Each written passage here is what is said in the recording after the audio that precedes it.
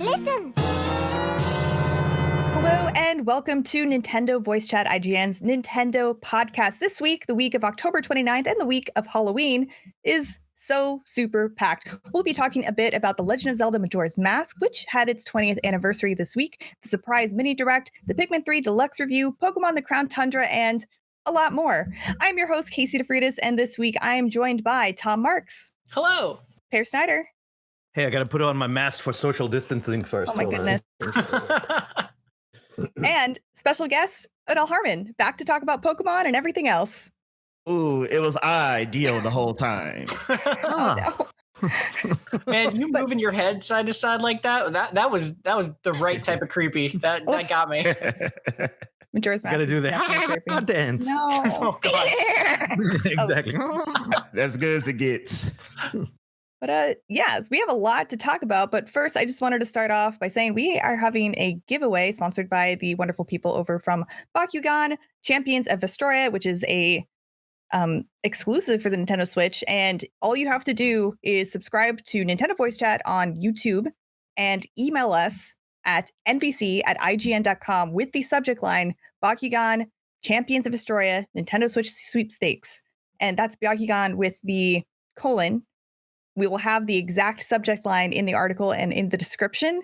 If it is not the exact subject line, I will not see your email. So Harsh, Casey.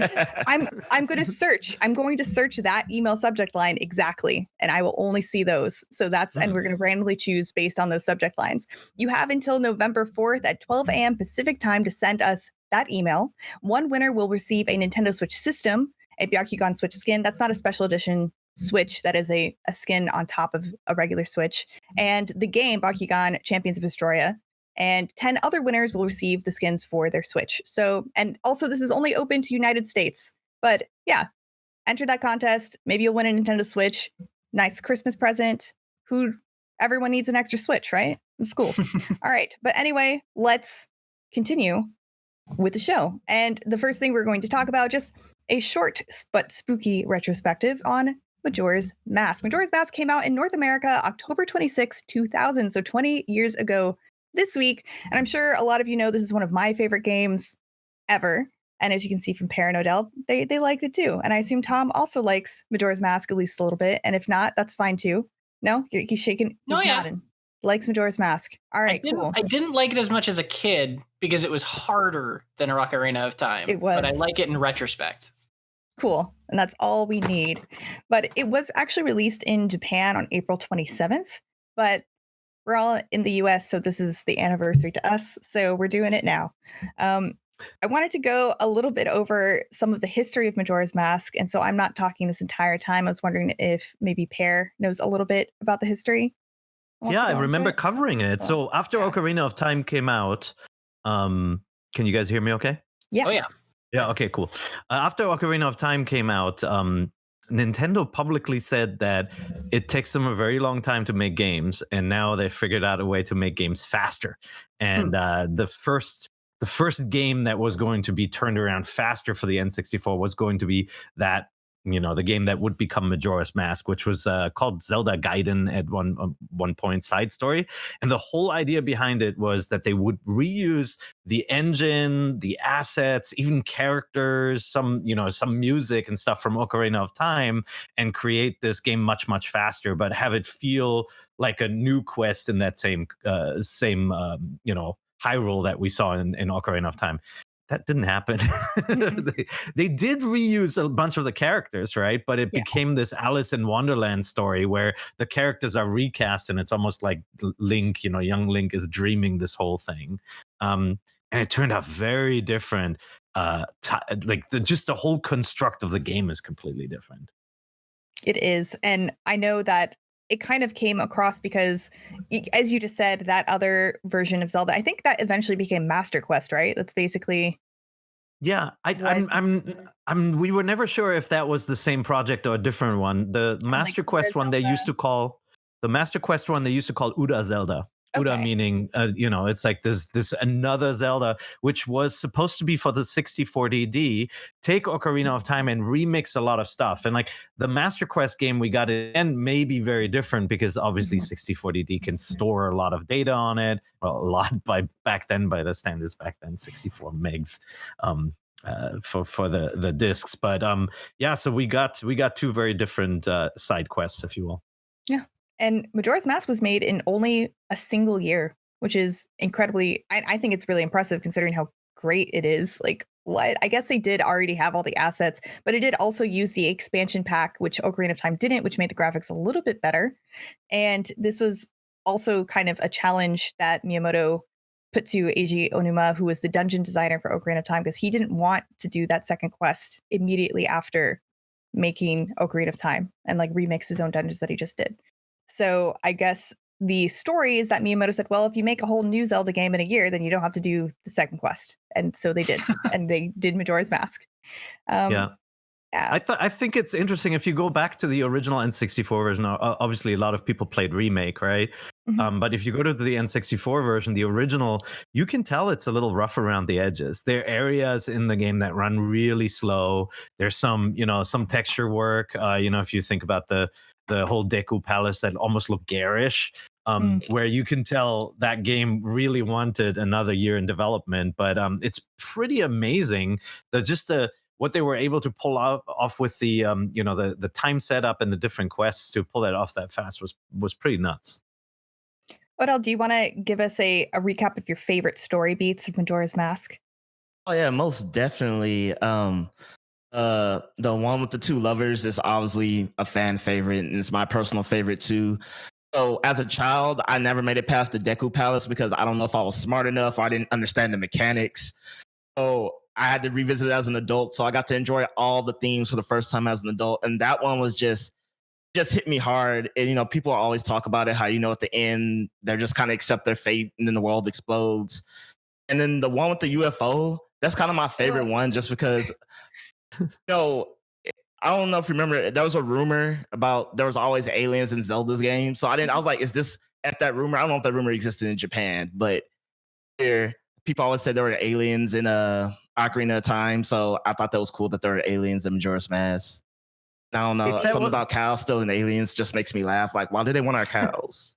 It's so great, though. It's like, I remember when it wasn't spoiled for us, so when we played that game, you're not expecting anything to happen when you go to the farm and then this stuff happens, right? Like, because remember in this game you play through the same areas multiple times, and depending on little choices, like you don't save the grandma on the first day, something different happens in the lover's quest on day 2. And like this whole alien quest was the same, where first of all, it was kind of hard to find your way into the farm in the first place.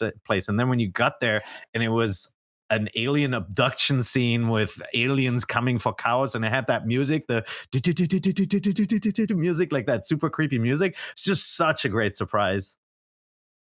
Yeah, there's a lot of creepy stuff in this game. Even just the very beginning was kind of just creepy and disturbing, like the transformation scene with Link turning into a Deku shrub. And I think that's kind of why it makes Majora's Mask such a great accidentally horror game to play for Halloween. I like totally mixed up my words, but you know what I'm saying. It's accidentally a horror just because of how creepy and depressing it is. I think all of the storylines are just spooky. It is a spooky game that has to do with really dark themes, a lot darker than a lot of the other Zelda games. And I would recommend everyone to go back and play some Majora's Mask for Halloween this weekend. The atmosphere is so cool. Like that whole the valley with the house and the organ on top, that speaker on top and the old man. Like there's so many just kind of doomsday moments in that game where like you certain people just can't be saved, right? Like they're gone, and then for the world to constantly end in this game, and like some people give up, some people are hopeful still. The atmosphere is just fantastic. The postman keeps delivering mail. One thing that always bothered me when you heal people, or the Goron, the Zora, etc., of all their ailments. I'm like, do you heal them because you kill them? Is that what's going on? I've always wondered that. They're like, you set me free. I'm like, from life? Oh no! I guess you send the spirits on to the afterworld, right? Whatever that is. Yeah. But I also wanted to just briefly mention, does anyone remember the Majora's Mask creepypasta? Is that the haunted cartridge? Yeah, the haunted cartridge about Ben. No. Oh, the ghost, Ghost boy. He lived in through the game? Oh. I don't know. I just wanted to bring it up because it's Halloween and has to do with Majora's Mask. But this was written in 2010, and it was kind of like if you guys know Reddit No Sleep, everyone just kind of suspends their disbelief and goes with the story as if everything this person who's writing in the forums is true. And that's what this was. It was a forum post, as everyone treated it as if it was true. And it was super creepy. If you want to lose some sleep some night, like go and look up that video because it was very creepy. And the whole video has like the haunted song. cartridge. Yeah, it has the song of healing, but playing like warped and backwards. And it is just one of the creepiest things. I think I remember that. I think I remember something weird with like playing the music backwards in that game. People spreading myth about that. Yeah, and it was weird. And like in that video, you have the link created from the Elegy of Emptiness song, and it just like follows him, and it's very creepy. Not like you needed to work so hard to make the Majora's Mask soundtrack creepy. The whole way the music distorts when it's the final hours is just a stroke of brilliance. I have the piano sheet music for it, and like they don't properly capture how like nasty it gets towards the end, like how crooked and awful the theme gets. It's so good. I demand a Majora's Mask orchestra that I would like to go to. Anyway, thank you all so much for talking with me about Majora's Mask. Again, Majora's Mask came out in North America on October 26, 2000, 20 years ago today. And so we all celebrate with masks of our own and fancy makeup and moons. But otherwise, let's move on to the next topic of this week, which is also kind of related to Majora's Mask, maybe, if this applies to you. But what was the first time a video game scared you? And this is a question we asked everyone on IGN through Yappa, which is our video commenting tool. But before we get to what you all think, I want to ask what Tom thinks. Tom, what was the first time a game scared you? I have a very, very, very dumb answer to this because it's not a scary game whatsoever. But one of the ways I was introduced to gaming was my mom loved Myst and loved those games. Mm-hmm. And I would just kind of like watch her play. And as a really young kid, I didn't understand that Myst was a game where you would never get attacked. And it was a puzzle game and there was not any like threat or anything in that game. So because there's creepy, scary people in that game. There's dudes like brandishing knives at you, and like all the stuff of like the brothers like are horrific. Like they're terrifying characters, right? And so I would see these FMV people being really terrifying, and then it would get to like later in the game where we would have to like go through a door or like go around a corner, and it was all spooky and creepy, and I was like sure someone was going to jump out at you and stab you, right? Like, so that game when I was younger, like I couldn't watch or play parts of it because as a kid I just didn't understand that there was nothing to fear, but like it did a really good job of making me think there was going to be. And then of course the ultimate punchline in that is that I got super comfortable with it, and then I think it was Exile, the third Myst game, there is actually a moment where you can get killed, and it's like the only moment in that where you can get killed, and it was like 3 games worth of my fear finally like culminating in a gotcha moment at the end. Wow. Gosh. Myst, man, I would have never thought.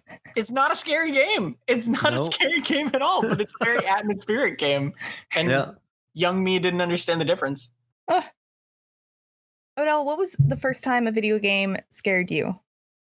Okay, so we're going to go all the way back to the early 90s. It was Sonic the Hedgehog 3. What? Yes. So for those who remember, there's a level called Sandopolis, something like that. It's the desert level with the pyramids. In Act 2, you go inside the pyramids, and it gets gradually dark, and the darker it gets, these ghosts appear. And when it gets fully dark, they have like little devil horns, and they fly and attack you. The music's creepy, and it'll give me an anxiety attack. You have to like press a button to turn on the lights to make them go away. But again, I guess I sucked as a kid, and I can never find the light switches. So like the whole level, the ghosts are chasing me and trying to kill me. They got the little horns, and they're spooky. And yeah, I just couldn't do it. It was one of those things. Right. I'd be like, "Mom, beat it for me." My mom's like, "I don't know what I'm doing." I had those movements. Those movements. I've had those moments. Oh yeah, any of you Sonic fans out there who remember those ghosts and was terrified, I was right there with you, completely. There's something. I mean, that's a similar thing, right? Where it's like there's something when you're younger, games that can build that vibe, that attitude is almost more important than like actually trying to scare you. Of just like you gotta go, you gotta stress. Like just, what are you doing? What are you doing? There's ghosts coming, and it's just like that's enough, right? Like that's enough. Yeah. You know what? You guys are totally right because I have down a different thing, but probably the first time I was actually startled in a video game was during the Mario the Angry Sun. You guys remember? And that's not like I know Perry's like looking at me like seriously. Terrifying. It's not like I didn't have to like. No. It is scary. But yeah, I was like, I don't know. It's a scary, tense thing. It was probably the first really scary, tense moment in a game. But that's not my like real one. But before that, Per, what was the first time a game scared you? Yeah, I was just thinking about that. There are moments that are stressful, like, you know, when the station blows up in Super Metroid or something, where you're like stressed and you're worried that you're going to blow up. But like really like the biggest scares, I wouldn't. And I've been playing games forever, right? So I had creepy games like The Seventh Guest way back in the day, but none of them scared me as much as I think the scariest one was Resident Evil for sure. The dogs jumping through the window. They lulled you into this safe sense of security where you walked through the same hallway 15 times and then the 16th time it happened. And I was playing it with somebody else from IGN at the time, Aaron Bolding, and he fell out of the chair. Like he wasn't even in control. He fell out of the chair. But then after, as I was telling that story, I was remembering the very first time I got scared by a video game was actually a Lucasfilm game. LucasArts used to be called Lucasfilm Games, and they made a game called Rescue on Fractalus on the Atari home computers. I know I'm dating myself. And that game, it has fractal graphics. You're flying over a planet, and you have to rescue astronauts. And so you see a dot on the map and you pursue it. And, you know, you have to navigate the mountains and you have to land that ship. And then you can see this dot in the distance and it's an astronaut. And then, you know, you basically, they come running towards your ship. You see them get bigger and bigger and bigger and they disappear under your window. So you don't see them anymore. And then you hear them knocking on your hatch. And you have to now make the decision, is this an astronaut or is this an alien? Because like if you open the hatch for an alien, this guy jumps up in front of the screen like with like giant eyes going, whoop! And it's the scariest thing. You know, a lot of the games we played back then, we did not have manuals and we may not have gotten legitimately. And so like playing this game without knowing anything, it was such a big shock. You know, that ultimately was the developer's revenge, I think. Yeah, but you know, now decades later, one of the hottest games around right now is determining whether astronauts are real or aliens in disguise. They're onto something. So yeah, you know, I'll send you guys a video clip. I've seen there's some YouTube videos of it, and it's such a mean moment. And there's a small difference between the astronauts and the aliens, and you have to spot it as they're running towards the screen. And like it's hard. And they got me. It's called Rescue on Fractalus. Okay. Fractalus. Yeah, Fractalus because it was using fractal graphics. It was back then. Lucasfilm Games was absolutely amazing. They made this game. They made the Eidolon, which was this labyrinth game where you faced off against dragons. They had fantastic games. Ball Blazer, if you remember that one. No. Okay. No, I don't. I'll see myself out. Sorry, no. We're playing it at the old folks' home right now. So my real answer, like the first time I have to stop playing this game, was during Zelda Ocarina of Time. And it is when the first time you see Redeads, when you wake up as an adult and you go outside of the Temple of Time and you go into the market square and they're just these freaking weird zombies all around making these really disturbing noises. And then you hear a scream and you freeze and you can't do anything. Oh my God. I couldn't do it. I couldn't do it. Yeah, I ran and like I ran so fast. And the next time I saw them, I think it was when you go down into the grave, into one of the graves, you like find you bust it open. Yeah, you bust it open with lightning strike. Yeah, and that's where you get the sun song. And there's a bunch of redeads there, and I was like, I can't do it. And I had to go get my dad, be like, hey dad, I can't do it. You have to do it. But hey, the sun song. Yeah, but I didn't have it yet. You have to get through that area to get the sun song, so I didn't have it. But after watching him do it, I kind of regained my courage. I was like, oh, okay, like this is possible. You just can't look at them. That's the trick. It's Don't scary though. It's like even if you know what they do, it's still scary because that mean like the timing of the freeze that you can't move, and then the camera locks into place too. Yeah. Oh, it's so bad. Yeah. And Ocarina of Time was actually one of the games a lot of people mentioned when submitting their yaps. And I think it's just, I mean, with my generation's probably the first game with slightly scary, like intentional scary elements in it that there were. Like, well, and we talked about this with Majora's Mask and the kind of the differences already, but like the Ocarina of Time did a really clever thing, I think, where it's not really scary when you're a kid, and then from the point you become an adult in that game, like everything is darker, everything is scarier, everything is creepier. The skeleton, yeah, like that. I think that's that tonal shift is so important towards making all that stuff that comes later like hit harder. Mm-hmm. Yeah, that's a really good point. Majora's Mask played with Redead scaring a little bit more. Remember they had that at the bottom of the well, they had that creepy pasty creature with all the arms and They took it up one notch. It was so good. No, I don't know the name of this enemy, but I know it's right there when you go in the well as a kid to get to the Shadow Temple, all that segment there. It's a giant white monster, and he has like a super long neck. You have to wait for him to lower it to strike. That was the thing that did me in. I was like, I don't know what this is. It's ungodly. Please get it away from me. The wall masters, the hands that hang out on the top, and then just like because they had those in that same temple, and I know they're also in the forest temple, but they're down in the well too, and I hated those things. Never liked that the forest temple was just also from hell. It's like there's nothing foresty about this. No, like what is? It was the ghost hunt. I still really so the forest temple music is still a really great atmospheric songs to play for creepy Halloween time. Yeah. I remember I was at like a college event and it was a Halloween like zombie run or something. And the DJ put that song on. I was like, yes. It's Zelda. Really good. The Forest Temple is my favorite dungeon in any video game. It's just so good. The fact like the 4 ghosts scatter and you have to find them, and then each ghost is a different puzzle. One involves like untwisting a hallway. In one you have to go on the walls and stuff. It's so cool. I love that one. And it is creepy. Yeah, it is a very good, that one in the well, very good spooky temples. But I wanted to hear from our viewers what your scariest moment in a video game, or rather your first scary moment in a video game. And this first one is from Dwight with Resident Evil, which a lot of other people mentioned as well. Hey, NVC. So my first video game scare was probably when I was 13. I was playing Resident Evil's Director's Cut, and I played Resident Evil 2, and I was just, nothing could scare me in this game. I was playing it, and I didn't realize when you're low on health and you run into a hunter, your head could get taken right off. So there I was in the dining room of the mansion on the 2nd floor, and heads were rolling.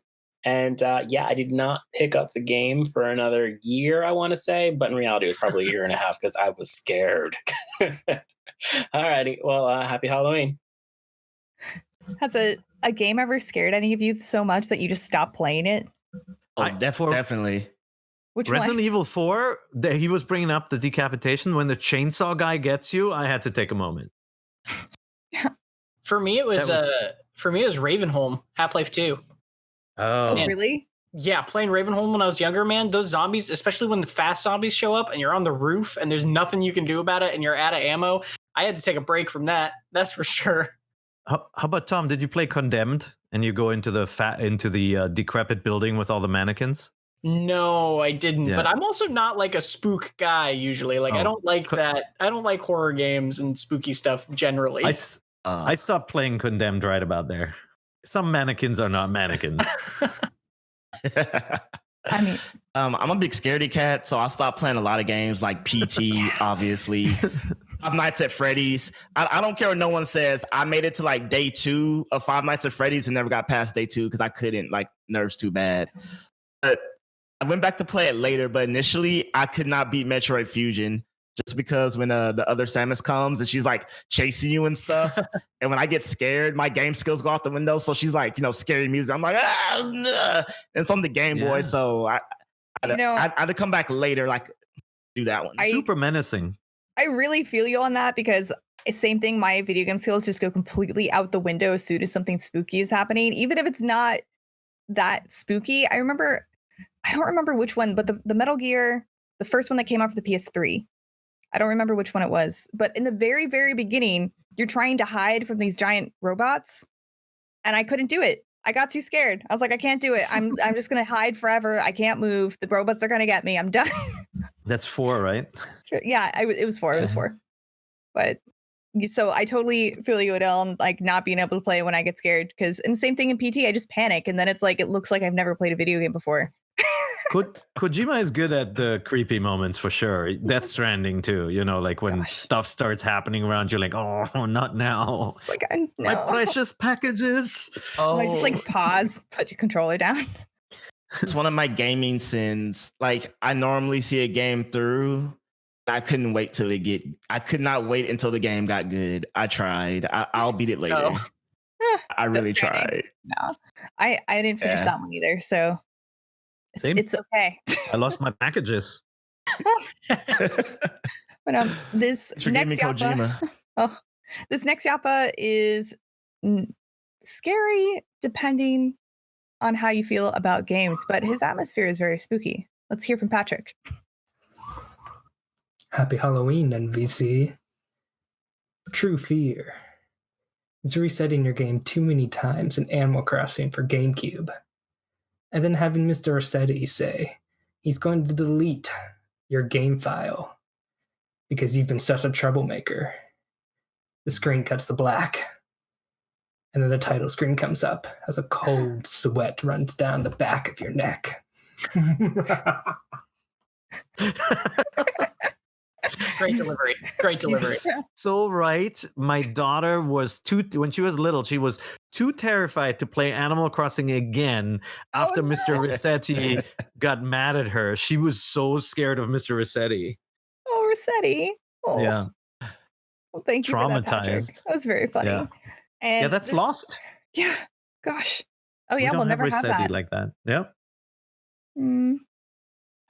I was just Nintendo just loves giving young kids like traumas. I've found out. That's pretty much it. I was just mourning Rossetti. And this last Yappa for this week is from Brandon, who has some Nintendo scary moments for us. Hi, NVC. So my first scare in a video game was probably the piano in Super Mario 64. However, the first time I saw Ganondorf in Ocarina of Time, I actually couldn't sleep for like a month. So yeah, and Reed that's too. With you. Do you guys remember the piano? I don't remember the piano. No. So the Haunted Mansion is not very good in Mario 64, let's be honest, because the Super Mario World ones are so damn good. But like it has a piano, and when you get close, it starts bouncing and it has teeth and comes after you, and it makes a dropping piano sound. It's like brum, brum, brum, brum, and like chomps after you. It was definitely unexpected and very, very scary. No, I remember I didn't have, the IGN wikis or the internet back then when that game came out. But some kid at school told me there was a hidden starting piano that you can kill the piano. And so here's O'Dell just fighting the piano for like a damn hour, and nothing's happening but me dying repeatedly. And, oh man, I just remember being so angry. Like when I got older, or just old enough, like I don't remember the kid, but I just remember him telling me that. I'm like, I want to go back in time. It's like, no, it's not. How old were you when that was? Like what, like 8 or something? 6 or Yeah, 7. 6 or 7. Like, I'm imagining a 7-year-old like in the 90s, like having his like childhood friend like as an adult show up and just yelling at him. This is why O'Dell hates instruments now. It's your fault. No. But we were just talking about the first time a video game scared us. Thank you everyone for sending in yappas. Look out for that post on IGN.com and on our NVC podcast forums on Facebook.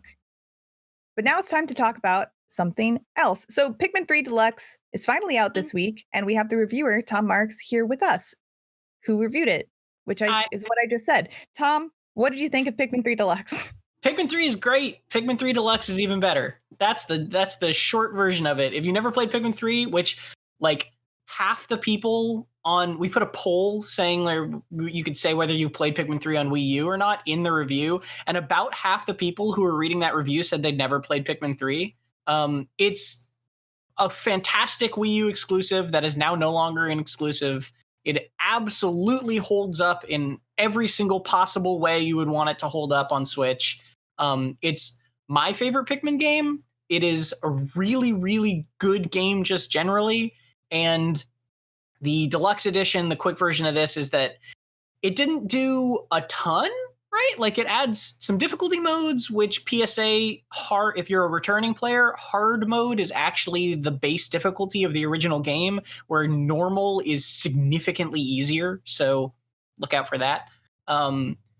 It adds some difficulty modes. It adds some cute new content with levels, and it adds like just absolute ton of quality of life tweaks. And that's pretty, like, it does enough to justify like new players kind of trying it again, or old players trying it again, and new players trying it at all. It's a really, really great game. Do you feel like the port is a little unambitious when it comes to visuals and sound? Yeah. I mean, it runs at 720p, right? Exactly as the Wii U version, and like lighting, everything looks the same, right? Yeah, it's absolutely, I think unambitious is the right word for it, because the good news is Pikmin 3, the style of it means that it holds up. It doesn't look bad in 2020, right? Like you're not going to be looking at this going like, oh, this is a really old game, except for, as you said, the resolution. It runs in 720/30, which is a little bit of a bummer because you do see a lot of jagged edges in TV mode around stuff. It doesn't really look any different than the original did, which is it's just a little disappointing, but it's not like a deal breaker because it still looks good. Yeah. And then I foolishly thought they had added an online mode for the versus play at least. Right. And I tried out, I played the demos co-op mode. I thought the split screen is really cool, but it would have been nice if they had spent the time. And the thing that, first of all, I love that game. I think it's absolutely worth playing. And you said that the majority of people haven't played it. Yeah. There what, like 65 million Switches out there now? More than 63 million people who own a Switch have not played that game by default, right? Because Pikmin 3 didn't sell that well. It sold just over 1 million units.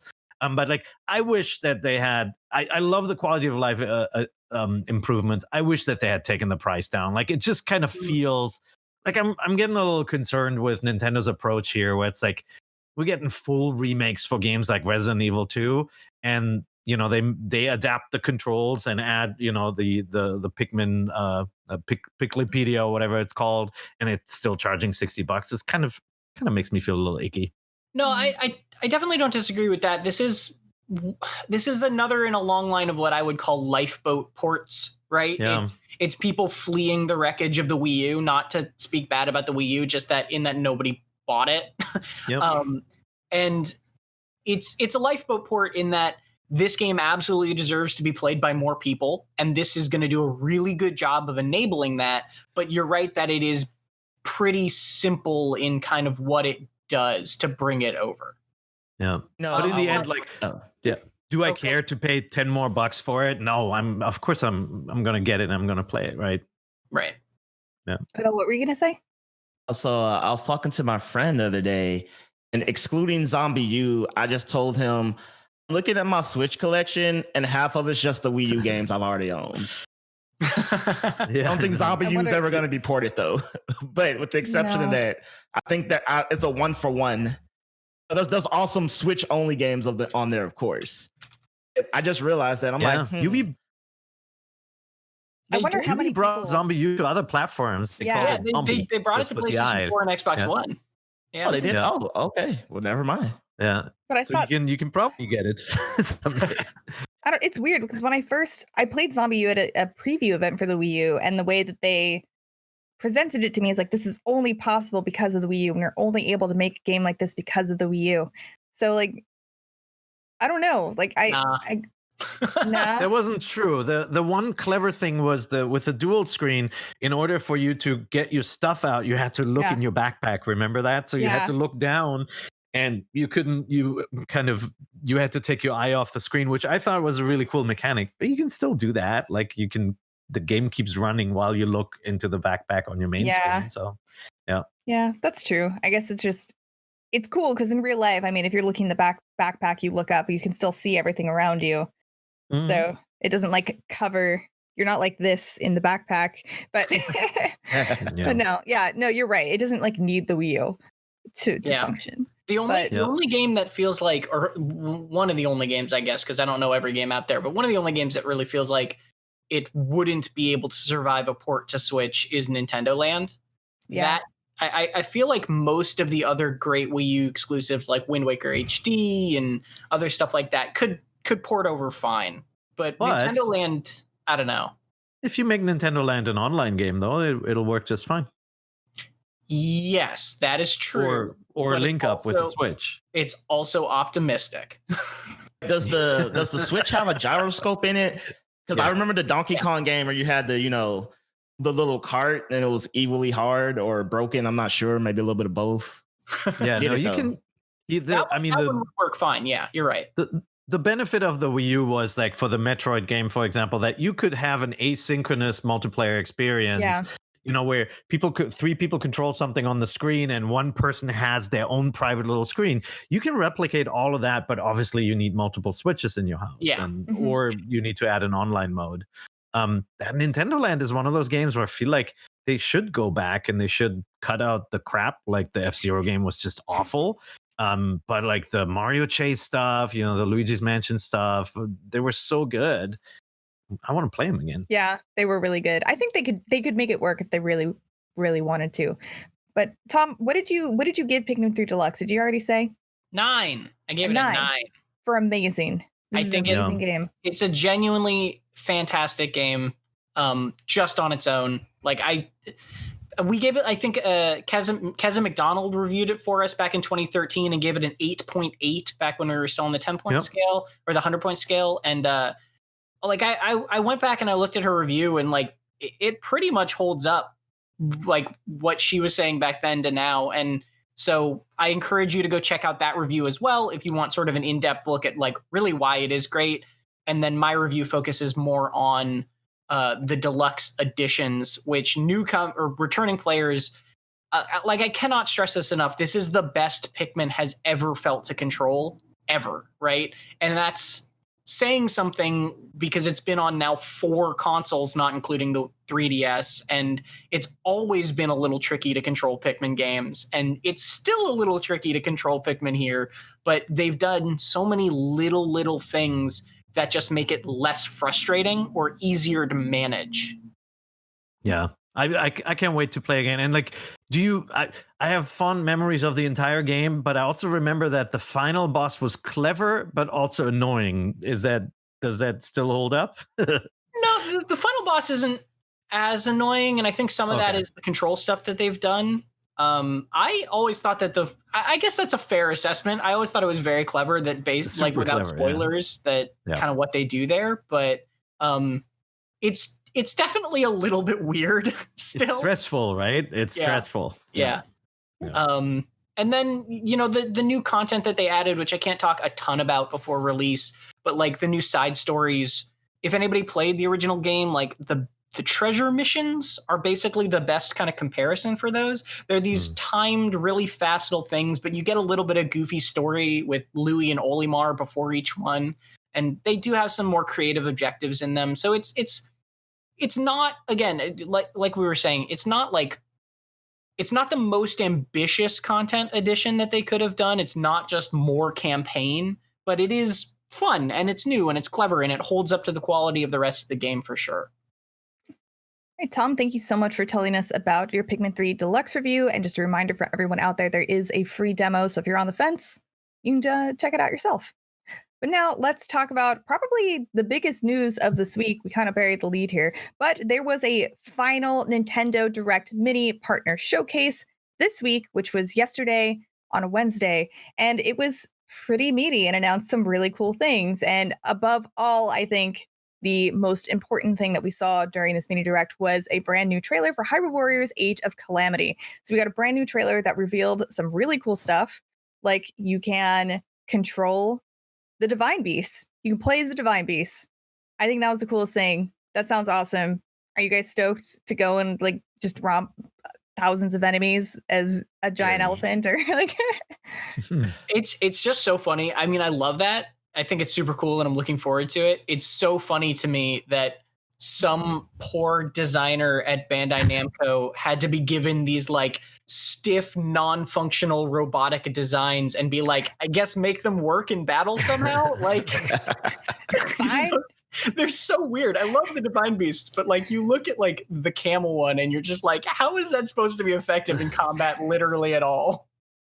Magic. Yes, that's right. If you make it big enough, and it's deadly. But the demo also came out. Did you guys play it? Yes. Yeah. O'Dell, what did you think? I thought it was great. I really enjoyed playing as Impa. Her, she felt distinctly different. Like for a second there, I was like, I'm mashing X. Why doesn't it work? But you have to bring up like her runes and then use the runes and, collect more runes in combination. So I thought that was cool that it was distinct and still chaotic and different because, I felt like since it was the demo, we were just going to be smashing X and Y the whole time. I couldn't do that. So I thoroughly enjoyed that. Mm-hmm. And real quick, I feel like this is going to right or wrong because I remember when Champion of the Ballots got announced for Breath of the Wild. I was like, yes, we get to play as the champions. It's going to be Majora's Mask style playing with the different races. And that did not happen, actually. So I was highly disappointed. So I'm finally looking forward to be able to play as, Urbosa, Regali, whole game. Excited. I'm stoked. And not like the original Hyrule Warriors. I must say that it was not my cup of tea, but this doesn't play like that. I don't mean that as an insult to either game, but I really enjoyed that. Tom and Perry, what did you think? It was. I played last night. I played last night, and I was bummed when the demo ended. I was like, "Oh yes, Rivali!" The points appear on the map to play. I immediately went to that one too.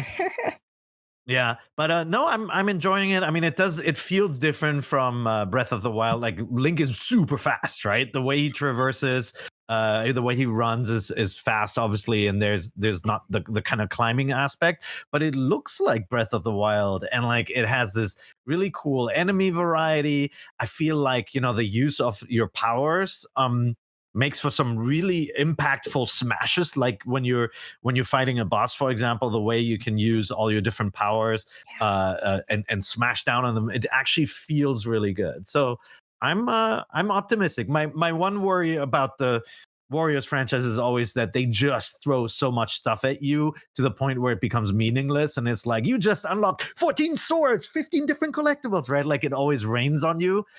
So I need a little bit of time to process that and see what's actually valuable and worth something. But so far so good. And then for Impa, she feels like a character out of like a Hong Kong movie, like a crazy Hong Kong kung fu magic mix-up movie where it's just like she goes bonkers with like runes flying around, duplicating herself. It's really cool. It does feel very different from Link. It's really interesting that all of the characters have such vastly different mechanics. Like I was streaming it last night. I didn't play it, but I watched it be played, and there were some people in the comments telling us tips about like how to control all these characters differently. And they said like Zelda was similar to Lana in Hyrule Warriors, in which she's like a slow setup character where you want to like set things up and then activate them to do damage. Whereas Impa had all those cool ninja mechanics where you have to, I can't remember what exactly, if they're called runes or not, but I'm sure everyone will know what I mean. Like you have to apply it to an enemy and then take it back to activate clones. And the more clones you have, it actually affects how her attacks look and also how the effect that they do. It's really interesting. And then you also have the Sheikah Slate. And for example, like Magnesis actually steals the metal weapons of the enemies and then throws them back at them. And you can do that with the boss. Like you can steal a giant hammer from a boss and throw it right back at them. It's really cool. Yeah, it applies all of the kind of world mechanics like the fire and the electricity too, and so you can use metal to attract lightning and all that stuff. It's really cool. So Tom, I cut you off earlier. Like, what was your experience? Oh, I love it. I'm fully on this hype train now. Like, I think the demo is really good. It's a really sizable amount of gameplay, and the fact that save data carries over, I will never not praise a company for doing that. And Nintendo, this is now 2 in a row that they've done that with their games, Pikmin being the last one. So A, the demo rules. You should absolutely go try it. And B, I agree with everything you guys are saying. Like, I think the combat's, it's very different, obviously, but it's really fun. How they've managed to match the feel and the style and the look of Zelda in Breath of the Wild in a lot of different ways is really cool. I also agree with you, Pear, that like, as much as I love the fact that you can collect 1,200 different kinds of fruit and all of the recognizable lizards, bugs, and fish from the game, the fact that like, I don't know where to get those and I don't know which ones I need for what upgrades or when is like very confusing. But like, the game's always like that, right? Right. It's just they shower you with gifts from heaven. Right. I kind of like, so I like the weapon improvement system is what I want to call it. It's very RPG. Like you get all of these weapons, but you combine them to upgrade the level of a sword to increase its damage. And then the higher the level, the more slots for extra skills it has. So here's a wiki tip. You want to save your swords and save your weapons that have unique skills that you want to use later so that you can add it to a sword once it has a slot available. So then you can have a sword with all of the, and I'm just saying sword as a general, whatever weapon, what that character is using to have the skills and abilities that you want. I really like that system. I think it's cool because it makes every time you get a dinky sword that much more able to excite you because it might, even though if the level and damage isn't great, it might come with a really cool skill. So. Yeah, that's a good point. And also just like, I think the story, already what we've seen of the story is a little, melodramatic, but like really cool. And like, I want to see more of it. And this is like a really interesting period in the history of Breath of the Wild that I'm super excited that they're going to explore in this way. It got me very excited for that aspect of it too, not just the hack and slash being Zelda, that sort of stuff. Yeah. Oh no, I completely agree with you. I did not expect 2 minutes into the game to be already invested into the story. Right. I didn't expect story at all. And I won't spoil it for anyone who hasn't played the demo, but the new character, how he comes to be, I was just like, oh, it wouldn't be a true Zelda game without this mechanic right here. It's gonna show up at some point. It's very unexpected for me. And also just not even that kind of bigger thing, because you're totally right. That's like got me hooked immediately as well. But like the idea, and this is medium spoilery, but not really. Like the idea that the third mission in the game is like mirroring Breath of the Wild in that it's like go to the 4 corners of the map and meet the champions, and like that's so cool. Yeah, the UI and the map just looks exactly like Breath of the Wild. It's really cool. I think they've just done a really good job of capturing that part of it. But I'm sure we could talk about Hyrule Warriors a lot more, but let's move on to all of the other news that we found out during the Nintendo Direct Mini. Like we finally got a release date for Bravely Default 2. This was supposed to come out in 2020, but now it is coming out on February 26, 2021. We got a new trailer, and the dev team received over 20,000 responses to their survey asking for feedback on the demo. A video about the changes will be posted on Nintendo's YouTube channel. So I'm excited to see that. That'll be cool. What did you guys think of the trailer? Pear? We'll see. I'm excited that there's a new Bravely Default, but the demo didn't impress me, and some of it was, and I think that's what most people noted, the balance was completely off. And I wish they had tweaked it a little bit more to make it a more fun experience, like the way the difficulty was balanced. But look, I mean, it's a talented dev team. I love the music. I'm not a big fan of the art style. I got to be honest. Like, the characters don't do anything for me, and that look. But I'm looking forward to playing it for sure. I know Seth is really excited for it because he loves the original Bravely Default. So maybe we'll get him to talk about that once. I guess it's all the way in February. That's like eons from now. But we'll talk about it more. That's cheating because he's also the main character of that game now. You're right. He is. You're right. Seth. I gotta get Seth to talk about Seth. But yeah. Maybe that's why I don't like the character design. Hate Seth. No, I'm kidding. Sorry, Seth is wonderful. Seth is a wonderful person. Also, they announced Control Ultimate Edition for the Switch, but because it's a cloud version, so they're experimenting with cloud gaming on the Switch, which is crazy. And I really like the way that they did this because you have to download basically a free trial before you can purchase it. So they force you to see if your internet can actually support it before you are allowed to purchase it, which I think is a really great way to prevent a lot of people being upset. Yeah. Preemptively. So have any of you tried it on your Switch? How did it run? I have not. I did. Okay. And just for background, I've been following Nintendo's cloud streaming service for a while. I feel like, to me, cloud gaming, once our internet connections are so fast that latency doesn't matter that much anymore, it's just going to be the most convenient way for people to play games. Microsoft's really smart about creating a service where while you download and install your game, you can play the cloud version, and like you switch over seamlessly. That's ultimately cool. the best Trojan horse. But so Nintendo played around with cloud gaming service, and there's a huge difference between Nintendo and Google Stadia and Microsoft in that Nintendo uses an external company, so they don't have their own CDN and all of that. It's they're using a Taiwan-based company called Ubitus Game Cloud, and they tested Resident Evil 7, which we tried out when it came out in 2018 already in Japan, and then they did Assassin's Creed Odyssey when it came out as well. And like, they run reasonably well. Like games like that where like these kind of third-person adventure games, they work really well, even with a little bit of latency, and Control falls into that same area. I had real issues playing Control yesterday, though, and that might be the system was telling me, it was even doing like a net congestion warning message. So I know it wasn't my internet connection. I got a gigabit line, and it was there were audio bugs. It was very, very choppy, and I noticed some people are streaming the game also having audio delays. So see it as a test. See it as, this is Nintendo testing it in the US with this version, obviously, with Control and also Hitman. And then I think they have a lot of decisions to make. Stadia launched last year, and it did not set the world on fire, even though the tech is really good. The games look great on it, but people don't want to pay $60 and not have something. And this service is similar in that you're paying $40 for Control for an access pass, but you obviously don't have anything.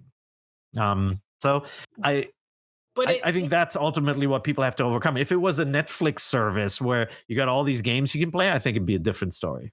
It does feel, I totally agree with all that. And also we have to point out the amazing irony of you lagging as you said, I have a gigabit line. That was very funny. Yeah. I blame Discord. That was very entertaining. But I blame Discord. I totally agree with you. I think the Switch is kind of in a little bit of a different situation with that Stadia problem of not owning anything, because the prospect, at least on Switch, is it's this or nothing, right? Like this is the only way to play this game on this platform. Where on Stadia, the ask is, or like Stadia, at least on PC, the ask is you could be buying this game on Steam or Uplay or the Epic Store, or you can buy it on Stadia and have nothing. And that's, I think, like less appealing to a consumer than on Switch, where it's just like, well, this is literally the only way we're going to be able to play this game on this platform. No, that's true. But it's it's a nice Band-Aid, right? For not being able to get a port of Control. And like, if it wasn't laggy, it has two options. It has a 60 frames per second mode, which does look really good. It did feel control-wise more laggy than the 30 frames per second mode with ray tracing. Sorry, what were you O'Dell. gonna say? It's just, I'm still old school, oddly enough, probably like the youngest person here, but I need my physical, games. I need my physical medium, something I can touch, hold. So definitely a rent pass is a complete turnoff to me. But also, even though most people have reasonable internets and stuff now, it's still any game that says you have to be connected to the internet at all times to play is an instant no-go for me, because life happens. And the Switch, honestly, its greatness. For example, my lights went off the other day. I was playing 3D All-Stars, and it was like, oh, lights went off, TV turns off, consoles turn off, but not the Switch. It's still on. I just pick it up and keep going like nothing happens. Yeah, that's great. I know. Really nice. Yeah, so for cloud-based games to exist on the Switch, I'm like, that's almost a mark against what makes it great to me in my mind. Sure. No, that's Yeah. really I can see that. And by the way, the Switch does not have a great Wi-Fi radio, right? Like that might be one of the improvements we'll see with future hardware releases, is to add, Wi-Fi 6 and, new protocols. Obviously, when you're on the go, you can tether it to your phone. So you could take it on the go and play on your phone's internet connection. But it doesn't feel like, if out of all the consoles, the Switch feels like the least likely one to succeed with a cloud streaming service. But then, it certainly is a way for them to overcome hardware challenges where you can play, whatever the 4 games out are, like Resident Evil 7, Assassin's Creed, and then Control and Hitman 3 over in the US. It's an interesting prospect, and it's certainly really interesting for games that don't require instant reaction. Like, it's probably not going to be great for first-person shooters, but for like adventure games, it'll be really cool. What I real quickly will say is, regardless of the cloud stuff, because I think, O'Dell, all your points are totally fair. Regardless of how the cloud stuff works, Control itself is a phenomenal game. And I'd highly recommend it. I don't know if I'd necessarily recommend it on this service, blah, blah, blah, all that. But at least we can say Control is great. We gave it our game of the year in 2019. And I think that was the right choice, at least for my personal preference as well. I'd give it a couple of days for them to iron out the kinks right now in the service, and then give it a try and see if it runs nicely on your service. And the service Still have my fingers crossed for a Switch too. We'll do maybe a Switch Pro. Let's see. But all these issues should be hammered out by the time Hitman 3 comes out on the cloud version, coming to Switch on January 10th, 2021. The date is actually not confirmed for the Switch yet. It's coming to other platforms at that time. So it might, who knows when it's coming to the Switch, but hopefully it'll be good by now. I'm also glossing by some things because I know that O'Dell and I will have a lot to talk about when we get to our Pokemon section. So. But we also finally saw some No More Heroes 3 footage and a really cool trailer announcing how No More Heroes 1 and 2 is now out on the Switch eShop. They are $19.99 each, but there's a launch sale right now that makes them $17.99. No More Heroes 1 came out for the Wii. I think 2 was also for the Wii. It's been a while. It's been a hot minute. But yeah. No More Heroes 1 and 2, would you recommend? Should people pick it up? Yes. If Brian was here, he would be saying, yes, buy them 30 times every time they come out. Check them out. Check out No More Heroes. We'll talk more about No More Heroes next week, I assume. We also got a new trailer for Immortals Phoenix Rising, which is out on the 3rd on the Nintendo Switch. There's actually a free demo out for this right now, but only on Stadia. Stadia's a great demo machine because you don't have to download anything to play a demo. You just kind of turn it on. There you go. You're playing the demo. Yep. We also got a sort of release date, but a trailer for Story of Seasons: Pioneers of Olive Town. Parrot, are you excited for this one? I honestly, I've played so many farming games that I'm kind of a little burnt out on them. Just the kind of like the slow build and the slow burn. But yeah, I mean, this is Bokujo Monogatari, they're called in Japan. This is the original Harvest Moon developers. Yeah. Harvest Moon was the title in the West, and like it looks like a throwback to early Harvest Moons, including the poofy cows. It's got the cute round Harvest Moon cows, and like it looks good so far. I'm gonna wait for Rune Factory 5 because that actually looks. I figured. pretty similar, except it's missing the fighting, and I like to. That's marvelous too, Right. right? So yeah, it is. It is marvelous. Mhm. We also got Part-Time UFO, which is out now, and that was actually it's a mobile game in Japan. It's like part of a series of mobile games from that developer. But I did play a little bit of it last night, and I love it. It's very cute. It's a great co-op game. Yeah. It is a little bit like, if you remember the joy we had with Snipper Clips, it's a little bit Mhm. like that, where you have to work together. Yeah, Yeah. it's I played this when it came out on mobile here too, and it's just very fun and charming. it's It's a all about stacker. getting good score so you can make money, so you can feed into the capitalism of the world because you're an alien and you got to buy hats. And to make hats, to buy hats, you got to do work. And that's the game. But the game is All stacking. about hats. Got to stack stuff. But we also saw Tropico 6, which didn't look great on the Switch.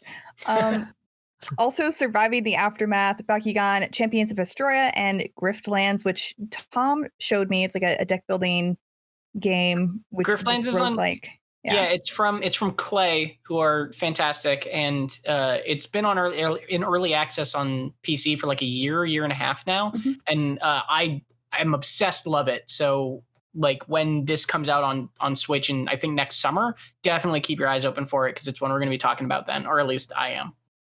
Cool. I feel like games like Tropico and Age of Empires and all of that, those would be good for streaming, for cloud gaming. Yeah. Hmm. Yeah, it Yeah. would. So we just talked extensively about the final Nintendo Direct Mini partner showcase, but now it's time to talk about games out this week that weren't a part of that showcase. So I'm just going to throw it out there. Does anyone on the panel feel strongly about any of these games besides Pikmin 3 Deluxe, which we already discussed? I liked go ahead, Tom. I was just going to do a quick shout out to a game called Carto that came out on the 27th. It's $20. It's published by Humble Games, who are also owned by our parent company, Ziff Davis. So full disclosure there. No influence in that regard, though. It's just a very cute little adventure puzzle game where you get to rearrange the map pieces that make up the terrain around you. It's very charming, very cute. I'm not super far into it, but I like it a lot so far. Cool. And did you say it's published by Humble Bundle already? Yes. Yeah. Okay. Mm-hmm. I'm interested in Oddworld New and Tasty. That's a remake of Oddworld Abe's Odyssey, which I liked. The Oddworld games are kind of fly in the face of supposed good game design that's supposed to tell you in advance whether a pit is deadly or a trap will kill you, because the entire game design is centered around you will die, and from dying you learn what to do in this level. It's just a really kind of a fun conceit for a game series, and like Oddworld really leans into that by having these kind of pathetic alien creatures that get themselves in trouble in all sorts of nasty and violent ways, and I'm looking forward to the remake. I also just wanted to mention Downgrade is a 2D side-scrolling pixel art roguelike action platformer. Look at all those buzzwords. Out on the 27th for $15. And there's also Pixel Puzzle Makeout League, which is a Picross dating sim. It's just a great name. Yeah, we'll talk about that next week after Pear inevitably plays it because it's a Picross. Should I? You have to. It's a Picross game. It's in your contract. I think from the screenshots, one of the characters you can date is like an anthropomorphic puzzle piece. Okay, well, then I'm in. Perfect. So we just briefly talked about games out this week that were not included in the final Nintendo Direct Mini. But now I want to talk about games we are playing. And I specifically wanted to talk to O'Dell about the Crown Tundra DLC. Our review on IGN.com is out today. So if it's not out right now, it will be coming very soon. And I can tell you that the same person who reviewed the Isle of Armor DLC, Travis Northup, also reviewed this one. And while he gave Isle of Armor a 7, he's giving the Crown Tundra an 8, which is great. And I agree, it is much better than the Isle of Armor. I also think it's fantastic. He says in his review that it is probably the best content in Sword and Shield. What do you think about that, O'Dell? Oh, no, I completely agree. You can clearly see that. I don't know if this was the original vision for wild areas in the game. This is clearly, leaps and bounds in what we originally got. Because in Isle of Armor, it was cool at first, but kind of once you do the task, it feels empty and lifeless. the Crown Tundra feels like a fully realized environment. Like, it's not just random areas. It flows seamlessly to one area to the next. The story's actually good. Asterisk, like, it's good while it lasts. Like, I wanted it to keep going. Yeah. Like, for the I don't know, hour and a half it took me to, run through it. The Owl Armor feels nice. Like, it just, that feels weird to say. It's just better. Like you said, it's the Crown Tundra. Yeah. And I kind of wish that, honestly, we got the Crown Tundra as like the whole package. Like, the rest of the game was as seamless as that. Mm-hmm. I completely agree. So yes, I'm enjoying it. Yeah, the Crown Tundra is just a really big, huge, wild area. So you have complete control over your camera everywhere you go, including the town that is in the Crown Tundra area. They also introduced a lot of other, I guess, features like Dynamax Adventures. I think is kind of interesting roguelike feature where it's a quicker way to do your max raids, but you do one after the other. I can get into that, but I'm not going to. It's fine.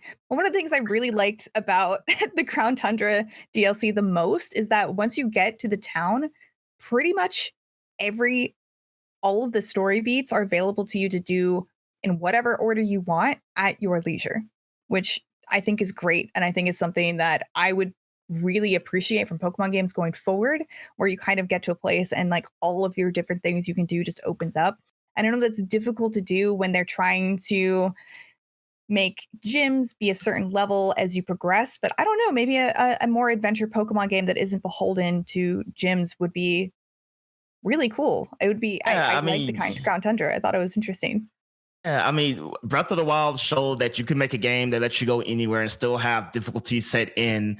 So I would think it's cool. Like, hey, I'm gonna go to this gym. Oh crap, this gym leader has like level 80 Pokemon. It's just not gonna happen yet.